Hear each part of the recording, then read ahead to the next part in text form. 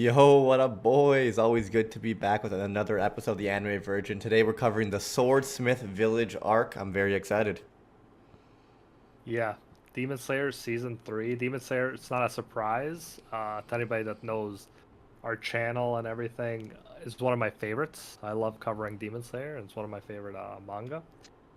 Uh, but I look forward to seeing what Briggs thought of this animated season, especially compared to the first two.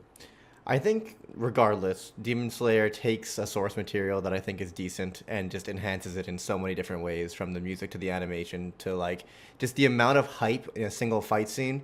It just like the manga cannot compare. This is Yeah, what an I adaptation agree. should do. This is what an adaptation should strive to be. Honestly, there's very few anime that I feel like adapt their source material this well and to this degree. Yeah, I agree with that 100%. And yeah, I wouldn't even say that any shortcomings of this season compared to others is the animator's fault. It's more so like, you know, how good is the story? Because yeah, the animation is always on point, I feel like, for Demon Slayer, which I hope will be the case right to the end, because the next season should have some of the most epic stuff right after Briggs's favorite part, the Hashira training arc finishes. Hopefully, the anime can make There that shit should exciting because that was boring as hell. Like but after I that, we love have training the arcs in Upper Moon anime too. fights. Yeah, Yeah, yeah. But aside from that, which Briggs did take issue with, but besides from that, after this season, we're gonna have some of the most hype fights, hands down, Upper Moon fights in the entire series. So I can't wait. I honestly like that part even more than the final battle with Muzan. So I can't wait for that. yeah. I But must say, Briggs, how did you? one of Go my ahead. only Go ahead. complaints is I feel like Muzan is just not. He's just boring. I don't like everyone. There's so many other demons that are just so much more interesting with more interesting backstories, and obviously like I don't want to get into manga spoilers, but like even in this final episode I just watched right now, it was like he was dying, he was ill, some doctor was trying to give him medicine, and then he turned into a demon. Is that really what fucking happened? Like I don't maybe I don't remember what happens later on, What but like that was happened? so fucking dumb and lazy and boring. I don't think Muzan is necessarily to blame for his origin story, but I'm you're not saying right that Muzan, whoever the Muzan, writer is, bad. yeah, yeah, but Muzan himself, yeah, could have been way more interesting. He's just like, but we won't get too much into that here because we're not focusing on the final season right now. But Yes. yeah, Muzan is more like a strong, scared dude, and then like that's kind of what he is. Instead of Yeah. being this epic person with this epic motivation, he's just a strong, scared dude trying to be invincible. Like Yeah. that's pretty much what he's done. Yeah, I just wish they did a little bit more with his character. I watched this entire season, and as I was watching the season, like I enjoyed so many things. So many things were so great about it. And then I finally like Muzan, who's like the big bad, like literally the first demon and all this. We get his little backstory towards the end of the final episode of the season, and I'm just like, that was just boring.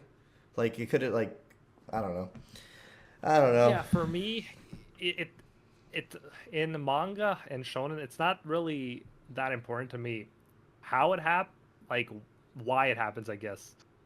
More so what they do with it, because yeah, a lot of origins don't make sense. Like Spider-Man bitten by a radioactive spider, like what the fuck is that? But it Still ends up being fucking fun. cooler than some random medicine. Well, it's interesting because he was dying, and then the medicine like gave him life, but at what I cost? don't think it was that interesting. To be Fair enough. honest.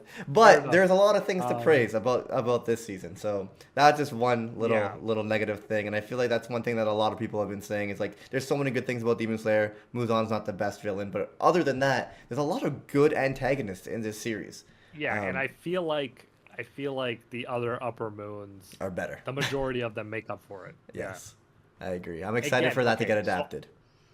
I'm usually the guy always hyping up Demon Slayer, and I love the series as a whole. I will say this season is a dip for me. What do you think? It's hard because you're comparing it to so many good seasons, but there's so much that I love about this season specifically. Like All right, it let's was talk about that. okay. So one really badass and cool scene that I absolutely loved is you have this one demon that was like obsessed with art, And then you have that swordsmith, badass Chad dude, who is like in love with Oh the yeah. steel of the sword and so concentrated and so obsessed with polishing and crafting the perfect blade for Tanjiro that literally this demon that could tear him apart in a second was behind him, doesn't even notice him enter the room, doesn't even notice him slicing at his back, taking out his eye. At that point, I'm sure he had noticed, but the concentration and his like love of the craft and focus on the craft was so intense that he just couldn't break and he just kept on polishing the sword. Even if he dies in the process, he was going to make the greatest sword of all time.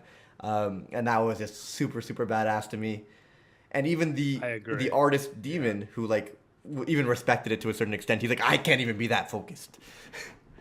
Yeah, no, for sure. I thought you. I'm glad you brought that up because that's something that in the manga almost you could jump past, but I think the anime did a good job of bringing it into light how epic it is. And I don't remember us talking about it when we covered the manga, but yeah, now we're talking about it because the anime did a good job of foregrounding it. And I'm shit, man, pretty yeah, sure he was epic. I'm pretty Go ahead. sure I praised it before too because I was looking forward to it. Okay, But there you go. regardless, There like you you go. said, the anime does enhance everything. I find it does like they really did do a great job with the adaptation. Yeah, because like me, I wasn't looking forward to that. I didn't necessarily remember that. But It's literally the when only it scene I happened, I remembered. was like, I yeah. did, literally didn't remember what No, happened I with definitely. Nezuko at the end. That shit like shocked me, forgot about it completely. Meanwhile, I remembered that badass Chad in his little shed carving crafting a Yeah, sword. yeah. So for me, I definitely remembered the Muichiro fight because I do think Muichiro was amazing, and I remember the Mitsuri and Hantengu stuff. I definitely remembered that. But yeah, the Haganazuka thing was freaking epic, and I like the fact that not only the fighters in Demon Slayer shine and are badasses, and you see that through other characters in different ways. And I think not every shonen figures out how to do that with non-strong characters. Yeah. I think one of the reasons why you think this season is a dip is because when you do look at the antagonists of the season, the two demons that like were like the main focus, they didn't have like the best backstories or much backstory, and they were just kind of just badass and cool fights. It was really just a season full of cool fights, I'd say. So that I feel Yeah, like you so you the, can't get it as attached because of that. here's my thinking. I think that the first season took a lot of time building up stuff, and I think Yeah. it like episode 19 with the Rui a climax was amazing. But I think this one overall was better than the first season because the first season just needs a lot of time to start up and I could all of agree with that that. stuff. I could absolutely agree with that. Um, the second season was just so fucking hard to You can't to match it. compare to. Yeah, because you have Akaza, Rengoku, Rengoku dying, jumping into to the Tengen Upper Moon 6. People are saying in my comment section like, "Yo, these guys are weaker than Upper Moon 6." They're not, but because Tanjiro is stronger and you have stronger Hashira with Demon Slayer Mark power-ups fighting, they seem weaker. The struggle is less, and thus I think the defeat of the Upper Moon Sixes was much more satisfying because it was so difficult and they like barely pulled it off. While this one felt easier, and thus some people think these guys were weaker. So I get why some people felt that way. Yeah. And then I just think the next season's gonna be so epic with like Upper Moon 3, Upper Moon 2, Upper Moon 1, Zenitsu epicness. Like the next season's just gonna be such a high as well that this season, even though I think it's good compared to like normal anime for Demon Slayer, it had to be a bit of a dip, Yeah. despite how good the animation was. And like I said before, the two villains or of this arc didn't really have the best backstories. And I honestly don't think every villain needs to have like like a backstory that makes you feel bad for them or anything like that. Just something to flesh out their characters is fine. Not everyone needs to be that level. I wish Muzan was something a little bit better. But Yeah, yeah, honestly, this of season, course. like the antagonist, like I complained that like there maybe I'm like maybe it's a dip because we didn't get like backstories for the demons as well. But we got backstories for Genya and for the two Hashira that were in this season. I can't remember their names: the Love Hashira and the Mist Hashira. Muichiro and yeah, Mitsuru. Yes, Yeah, and I mean it. every Hashira gets love in this show. So I think that's what the mangaka did really well. And she Hmm. takes her time with all of them.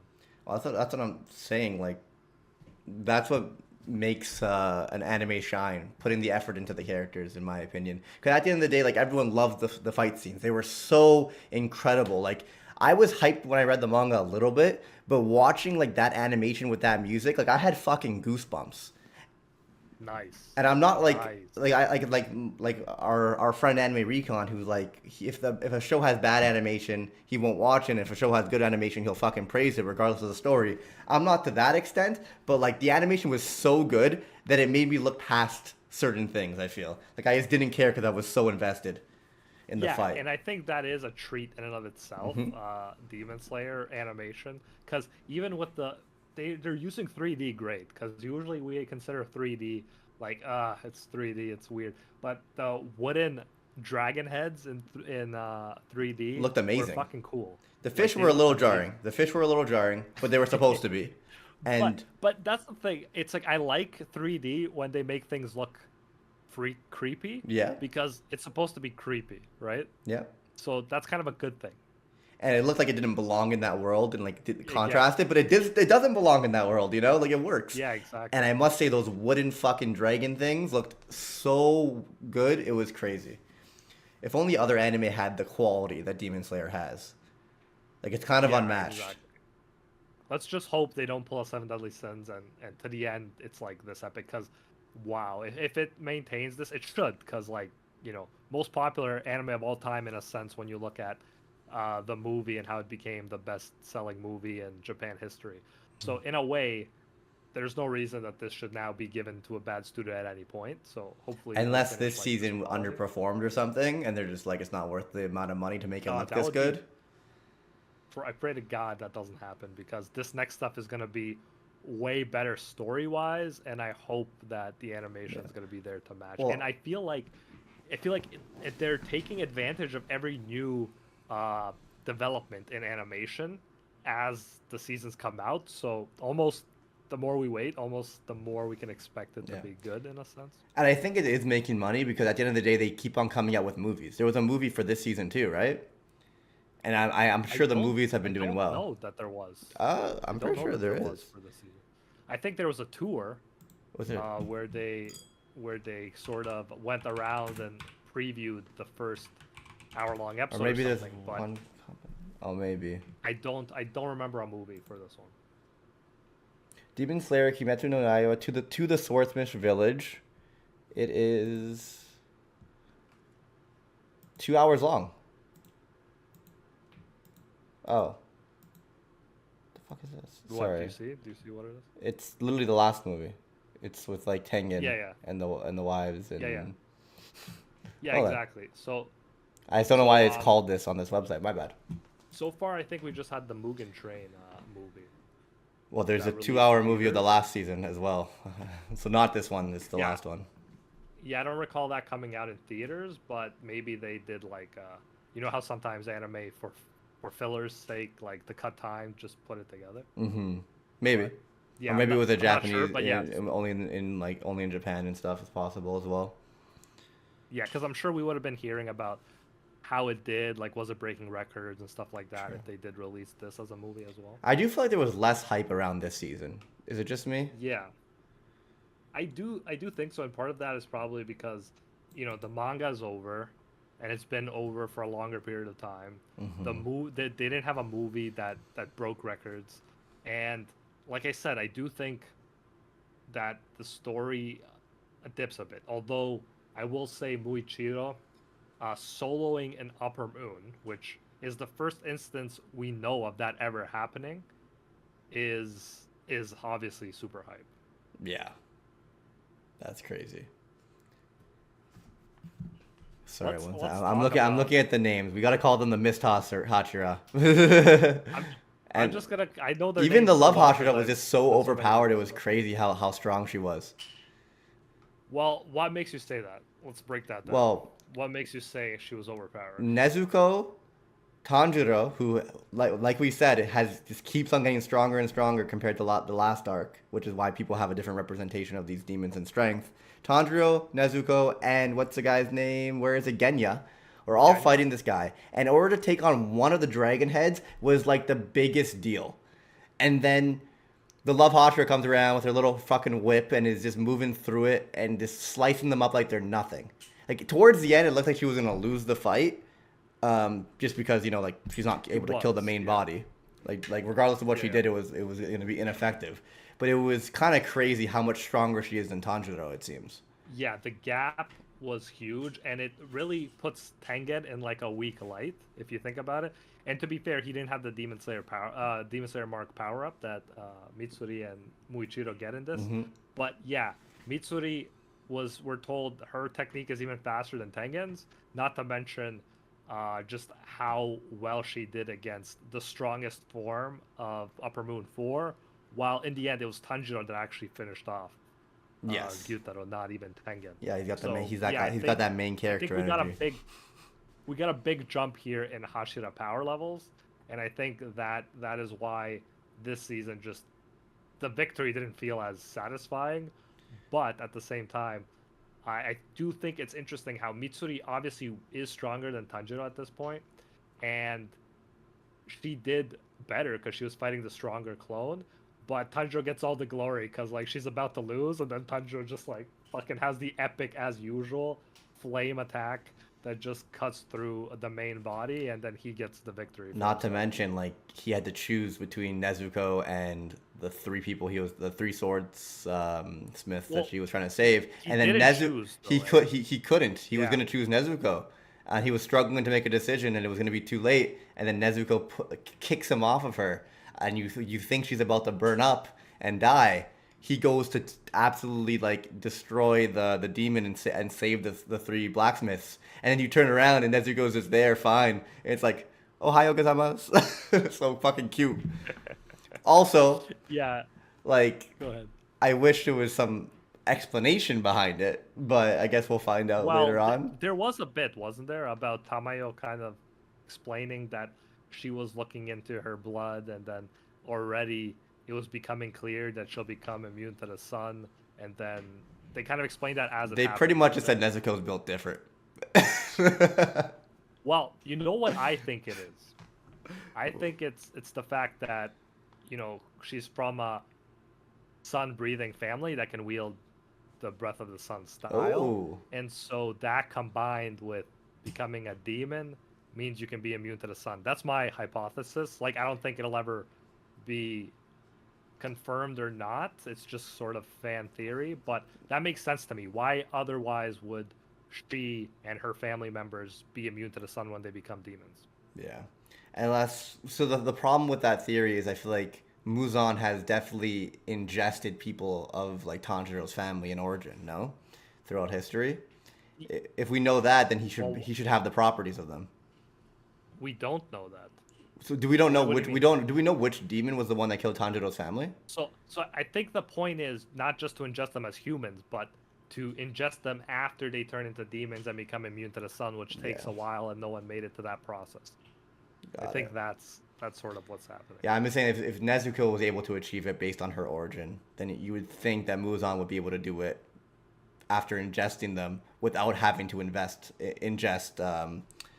Nezuko. So that for me, like I feel like that's Yeah, why that's how the theory falls a little bit short. It's still possible. Maybe it's also something in to do with the in fact that my she like slept so much, didn't fully transform into a demon. but bro, aren't you remembering the end of the series? No, not at all. Okay, so like, can we talk about it, or No, should we we can't. just We stick can't. to this? We can't. I think we Okay, can't because spoil the manga. I know. okay, I yeah, because remember. the I end of the obviously remember a series, little bit, but the end of the series makes it clear that she's not the only one. mm, got it. But yeah, so that makes sense to me.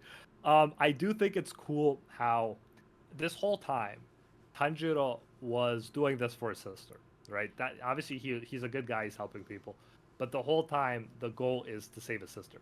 And then once the sister decides, hey, don't prioritize me, prioritize these people, he's like, fuck it, she made a decision, and he continues to go for it, helping others. And what's the implication?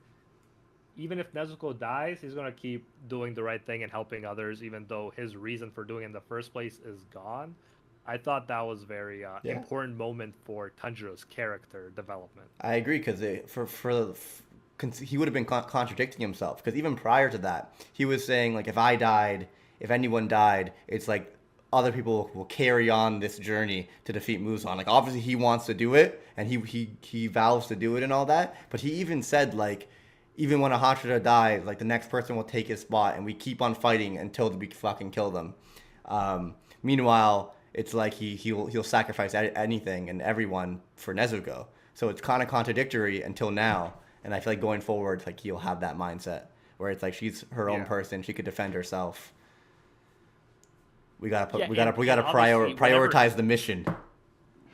whenever he can, he'll obviously He'll still protect protect her. his sister and other people. But it's clear now that yeah, he's moved beyond just the one dimensional. I just want to save my sister motivation.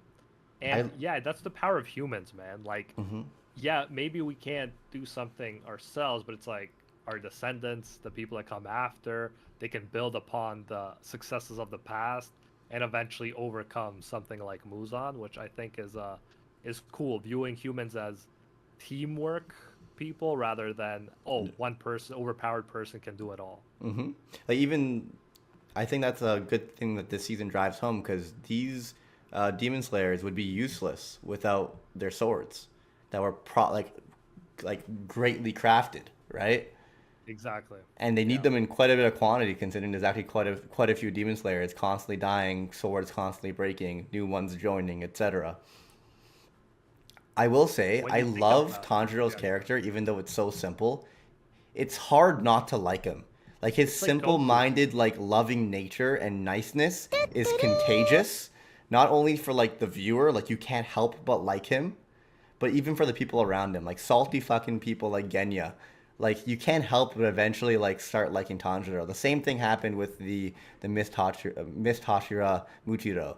Like you can't help but like Tanjiro, and I feel the exact same way. So something about the way his character is written is just fucking contagious and really well done. Yeah, he's just a pure-hearted dude, and it's nice to see that being liked and that being popular and that rubbing off on other people. hmm Although, so obviously we do like edgy characters too sometimes, but obviously I think for a main character, especially in shonen, this seems to work out the best most of the time. Yeah, I think this character type works well, but also it just executed well in this case. Cause I feel like there's a lot of simple-minded characters that are nice and good and all that, but I feel like they don't give me the feeling that Tanjiro gives me, where you can't help but root for him. Cool. And that's something good for the mangaka because Yeah, you're saying she could do something special despite the fact that like in a sense Goku, Naruto, Luffy all are that like, yeah. you know, I mean, Luffy's amazing in pure-hearted, his own way, but in a different way. Yeah, yeah, But yeah, yeah. like even Naruto, like Naruto has what Tanjiro has, absolutely, and in certain arcs probably better. But like for that likable character that's just like a nice person, like I can't think of anyone else that's more contagious than Tanjiro. And you see that throughout the season, the series, how he influences like me, but also like literally like even in this specific arc, multiple characters. And it makes Yeah, sense. you're right. I feel like there's times in other anime where like a character influences other characters, and it was like it feels like it's only happening because it was written to do so. Versus in this, it felt I agree natural. with you.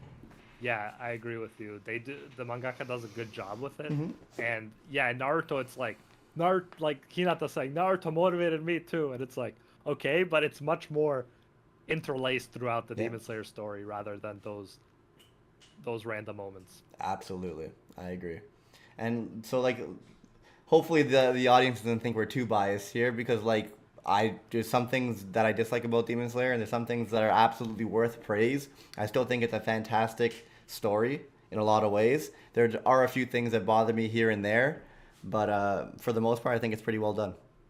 How did you feel about Genya? I know we kind of this is a bit weird because we talked about the manga arcs before and now we're just talking about sort of re-talking about it after the anime came out. But how did you like the way they did Genya since this is the way he finally got to shine in this arc? I love the fucking shotgun. It's so stupid, but I love it. So we got to see his like demonic somewhat form because he's eating demons to get stronger, and he's kind of using that as a way to bypass the fact that he can't use breathing techniques. And I think it's well done. We get to see a different style of character that struggles and isn't just naturally gifted and amazing like all these other Hashira and uh, and Demon Slayers. Like he feels like he can't. His goal is to be a Hashira, even though he's too weak and not gifted to. Um, and his Yeah, relationship with his he's cool brother in is his own interesting as way. well. He's cool in his own way. I like him. And it's nice seeing him like finally give in and realize, okay, I'm gonna play the role I can.